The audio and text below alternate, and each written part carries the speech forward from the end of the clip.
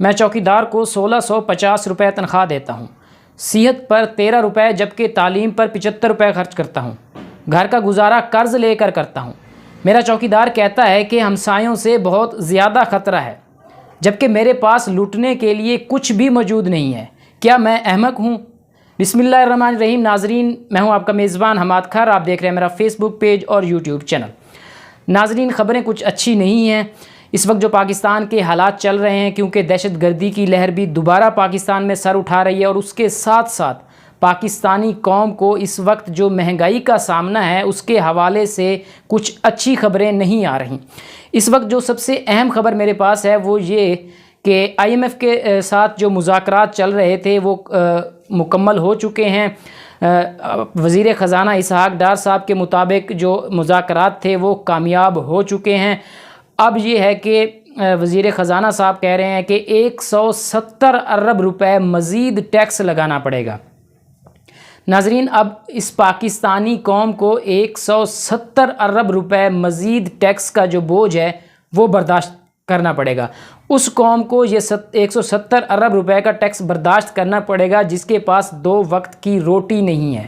اس قوم کو یہ ٹیکس برداشت کرنا پڑے گا جس کے پاس آٹا جس کو میسر نہیں ہے اس ملک کے اندر، جس کو گندم میسر نہیں ہے، اس قوم نے 170 ارب روپے مزید ٹیکس برداشت کرنا ہے۔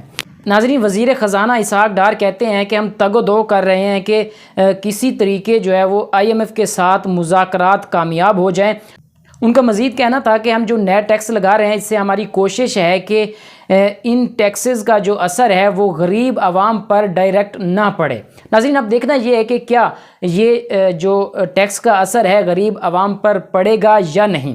لیکن اس کے ساتھ ساتھ ناظرین، افسوس کی خبر یہ ہے کہ ایک طرف پاکستان کے اندر مزید ٹیکسز بڑھائے جا رہے ہیں، پاکستان کے اندر جو ہے بزنسز لوگوں کے بند ہو چکے ہیں، اس کے باوجود بے روزگاری کے باوجود مزید نئے ٹیکس لگائے جا رہے ہیں۔ لیکن افسوس ہوتا ہے کہ ناظرین، جب اس طرح کی خبریں ہمارے پاس آتی ہیں کہ ہمارے جو وزیر اعظم ہیں وہ اپنی شاہ خرچیوں سے باز نہیں آ رہے، وہ یہ چاہتے ہیں کہ میں شاہانہ زندگی گزاروں، وہ بادشاہوں والی زندگی گزارنا چاہتے ہیں ہمارے وزیر اعظم صاحب۔ جبکہ ناظرین، ان کا یہ کہنا تھا کہ جب وہ شہباز شریف صاحب حکومت میں آئے تو ان کا یہ کہنا تھا کہ میں اپنے کپڑے بیچ کر لوگوں کے لیے آٹا خریدوں گا۔ ناظرین، البتہ انہوں نے اپنے کپڑے تو نہیں بیچے، لیکن اس وقت لوگوں کے پاس آٹا موجود نہیں ہے، لوگوں کے پاس 2 وقت کی روٹی موجود نہیں ہے، لوگوں کو 2 وقت کی روٹی میسر نہیں ہے۔ لیکن وزیر اعظم صاحب کی جو شاہ خرچیاں ہیں وہ دن بدن بڑھتی جا رہی ہیں۔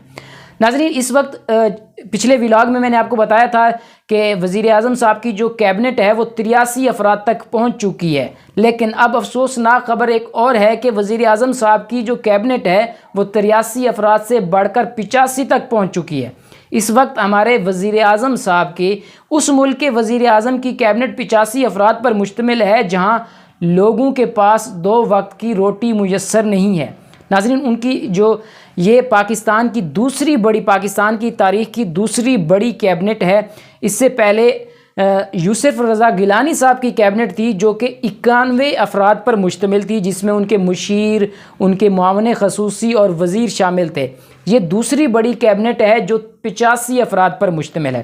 ناظرین، اب یہ جو نئے ٹیکسز لگائے جا رہے ہیں، ایک طرف سے وزیر خزانہ صاحب کہہ رہے ہیں کہ امید ہے اب جو IMF کے ساتھ مذاکرات کامیاب ہوئے ہیں 1.2 ارب ڈالر ملنے کی امید ہے، جس سے کچھ حالات پاکستان کے بہتر ہو سکیں گے۔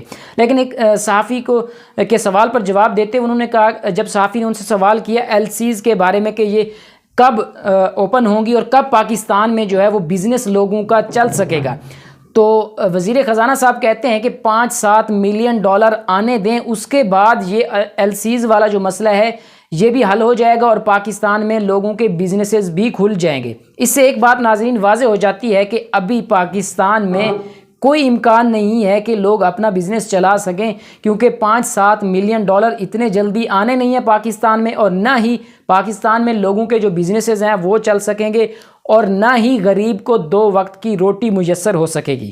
وزیر خزانہ اسحاق ڈار صاحب کہتے ہیں کہ پیٹرول اور ڈیزل پر بات کرتے ہوئے انہوں نے کہا کہ جو پیٹرول پر ہم نے 50 روپے کی جو لیمٹ تھی وہ ہم پوری کر چکے ہیں، جبکہ ڈیزل پر بھی 40 روپے کی لیمٹ اپنی پوری کر چکے ہیں، اس پر مزید جو ہے وہ ٹیکس نہیں لگایا جائے گا۔ البتہ انہوں نے ایک اور بات بھی ساتھ کی ہے کہ 5 روپے یعنی 5 روپے پیٹرول اور 5 روپے ڈیزل کی قیمت بڑھنے کا امکان ہے۔ اس کا مطلب یہ ہے کہ ابھی مزید جو ہے وہ پاکستان میں مہنگائی ہونے والی ہے۔